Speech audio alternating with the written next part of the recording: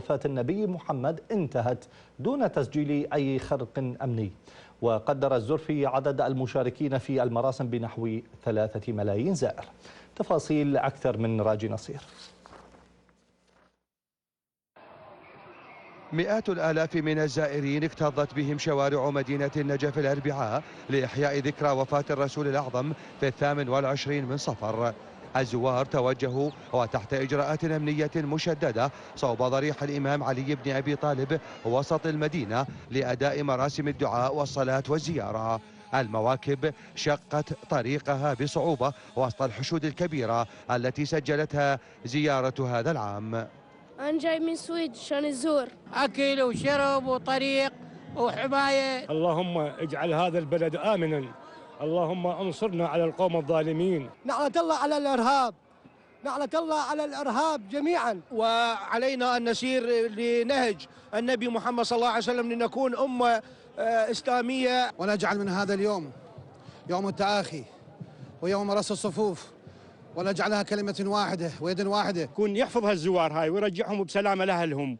مواكب الطعام والشراب والخدمة المجانية التي امتدت على امتداد الطرق التي يسلكها الزائرون من محاور عدة باتجاه مركز المراسم، والتي وصلت إلى 1600 موكب بحسب مصادر رسمية، لم تقتصر على أهالي المحافظة فقط، بل شهدت العشرات من المواكب من دول ومحافظات ومدن أخرى لتقديم ما يحتاجه الزائرون والمعزون. احنا اصحاب موكب عزائم الهناويه نقدم الخدمه صار من يوم 25 صفر. احنا موكب الابرار من اهالي المسير، يعني هاي احنا صارنا السنه الثالثه على التوالي ننصب موكبنا بالنجف الاشرف. خدماتنا متعدده، اكل، شرب، مبيت.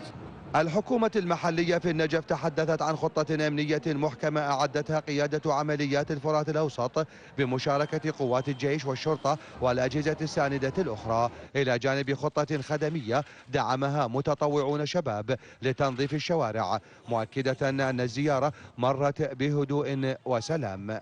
وضعت خطة أمنية كاملة من قبل قيادة عمليات الفرات الأوسط، اشتركت بها جميع الأجهزة الأمنية، بنيت على عدد من المعلومات الاستخبارية اللي وفدت إلى مقر العمليات. وخطتنا الخدمية أيضا متواصلة لدعم الزائرين الكرام الوافدين إلى مدينة النجف الأشرف. حياة ماشية بشكل طبيعي، والزيارة هذه السنة تبدو مضاعفة أكثر من العام الماضي. العشرات من المفارز الطبية والعلاجية التابعة لدائرة صحة النجف والهلال الأحمر العراقي في النجف، بينها المستشفى الميداني، انتشرت في أرجاء المدينة، إلى جانب العديد من سيارات الإسعاف لتقديم الخدمات الطبية والعلاجية. توجد مفارز طبية أخرى على كافة الطرق، موجودة على كافة الطرق اللي يقوم بها الزائرين. وإضافة إلى هذا المستشفى يعتبر مستشفى ميداني متنقل متكامل من جميع الفحوص والتحاليل وكذلك العلاجات ومختلف الاختصاصات الطبية. وسجلت زيارة وفاة الرسول لهذا العام زيادة كبيرة في أعداد الزائرين، فيما شاركت العجلات التابعة للعتبات الدينية في الكاظمية وكربلاء، إضافة إلى النجف، في إخلاء الزائرين إلى مناطق القطع الأمني وعلى كافة المحاور. في ذكرى وفاة رسول الإسلام والإنسانية دعوات للوحدة والبحث عن المشتركات التي تضمن الاستقرار وتحقن دماء المسلمين. راجي نصير، الحرة، النجف الأشرف. فاصل قصير.